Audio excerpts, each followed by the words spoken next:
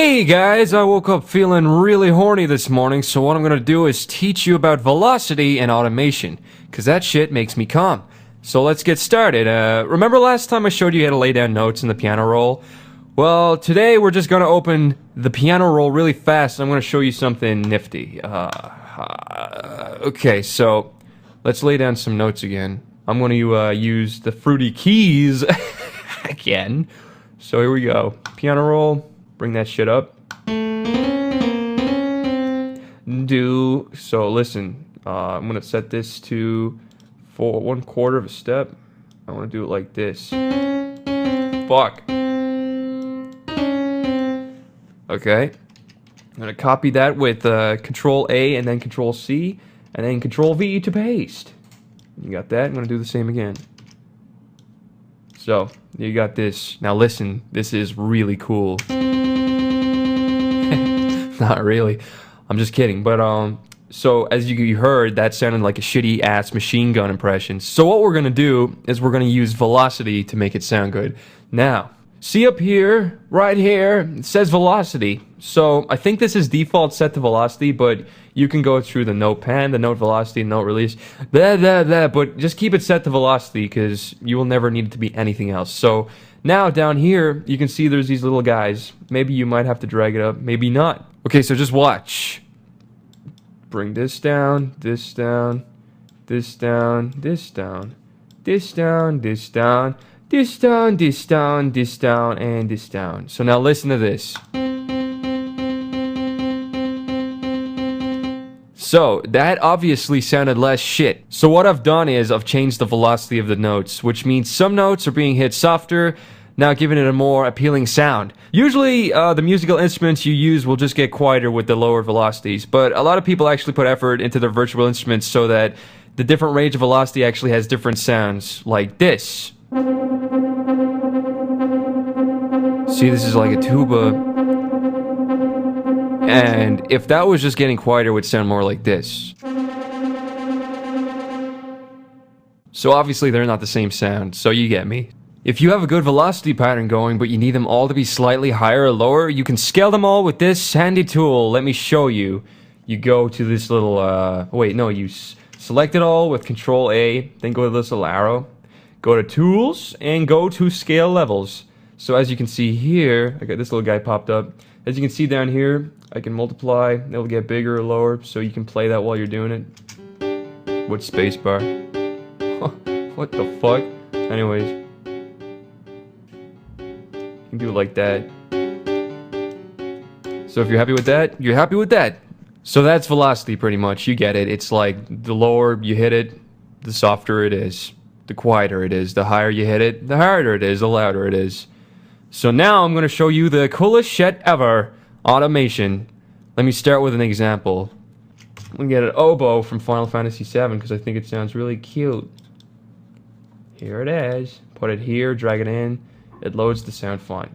Go into it, go here, and I'm going to pick the oboe. So listen. Yeah.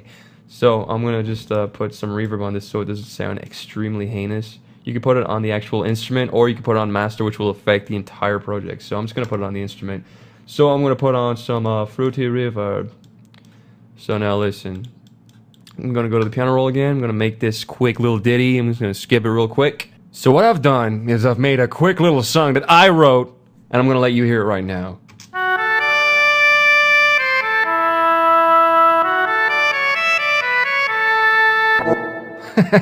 Okay, so I'm just gonna lower the tempo up here so it sounds more like the game from Final Fantasy VII. Yeah, that'll do. 100 it's 89. Okay, so now I'm gonna show you what automation is, and this shit makes me wet. Okay, so I'm gonna go to. So this is what I'm gonna do. I'm gonna click on this here volume slider. I'm gonna right click on it, and as you can see, it says create automation clip.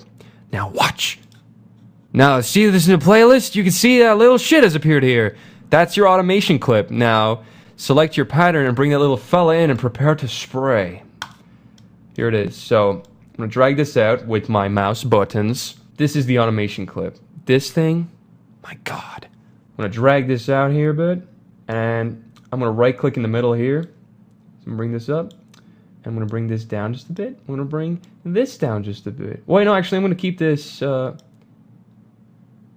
no, I'm going to bring this up a little bit. I'm going to bring that down. Oh, fuck! I'm going to bring that down a little bit.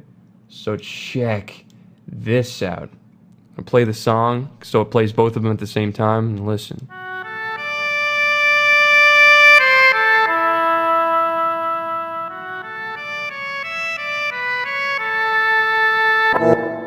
Yes, as you can see, it was getting from quiet to loud, probably too loud, and then back down to quiet, and back up to loud, all with this little guy here. So don't worry, it's not just limited to this stupid fucking volume knob. You can click on pretty much anything, and you can automate it here in the playlist. So let's do a few more examples. You can turn up effects, like I could go into the Fruity Reverb, open that, click on this, create a little automation clip, and, you know, bring it up here and bring it down here. It's going to sound retarded, but who cares? Listen. You get it. So you can click on effects. You can pan stuff from left to right at will. Anything your little heart desires. As long as it's part of FL Studio. There are some exceptions, but we'll get to that. Here's another cool thing you can do with the automations. Listen, go up here to tempo, right click on it, create an automation clip, and you can make it get faster or slower, like that. You can go real fucking crazy. So you can just go down. Faster, oh god. Yes. So, that's what automation is. That good. So now, the magic doesn't end there. Here's another way to do that stuff. You can just like tweak this, and then you can go to Tools and go to Last Tweaked, Create Automation Clip, and there it is. However, again, this doesn't work on everything, as I'm about to show you. For some VST plugins, you won't be able to directly click on the knobs inside them, or, you know, just the effects or anything. So this is what you're going to have to do. Let me open a real instrument of, I'm going to load Kontakt, and I'm going to load Cinebrass. Cinebrass Core to be precise. So I'm going to get rid of all this bullshit. Okay, so what I've done is I've loaded these horns. I'm just going to make sure they're playing long notes real quick. There you go. So, too loud. Turn that down just a little wee bit. So, like, what you can do within these programs is you can right click and go to Learn MIDI Automation, go to Tools and go to Last Tweaked and yada yada yada. But sometimes you're just going to have to go to this little arrow here, go to Browse Parameters. You'll be in the browser now, and you can see every tweakable thing for this VST within this window here. Sometimes they'll have descriptions, but as you can see here, they're just a bunch of fucking numbers. Obviously, these can't be too important, or they would have given us some names, so, until you can get down to things that you can fucking read, just keep going down, down, down, down, down, down, down, down. Yeah, here we go. So now we're at the important stuff, and this is very important, so please pay attention. As you can see, we've gotten to these guys called MIDI CCs. These are really important, and people making digital music have to know what they are, but that's what I'm here for, baby.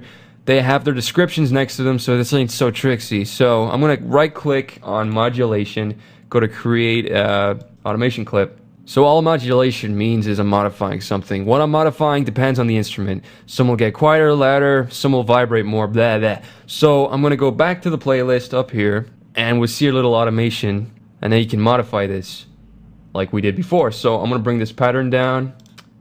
Here it is. I'm going to bring that down. I'm going to bring this up. Gonna delete this little guy by right-clicking on it and going to delete. So now if I play the sound, just listen. Just listen.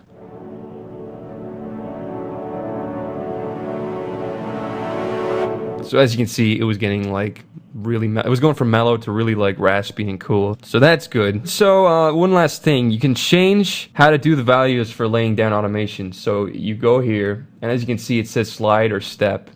I'm pretty sure if you select step, you can draw them like that. You don't have to do it like that. You can just lay it down like per step like that. That's what I usually do. Or you can just like uncheck that, go to slide, and literally just drag the points around. You can right click and delete them. Right click delete, or you can right click and make them. So that's that. And if you want to reuse this automation later, like if you wanted this to play again later, just click on that, click on that and put it here, so it just lays down the last thing you click, so you can do that. The cool thing is you can just create another automation for the same pattern, so it's the same notes but with different variations. I'll just quickly go back here, go to browse parameters, use this slider, go down to modulation again, right click, create automation link or clip, and then bring this over. I'm gonna get rid of this guy by right clicking on it, and we're gonna make this one start here and go down here. So as you can see, they're going to be different. So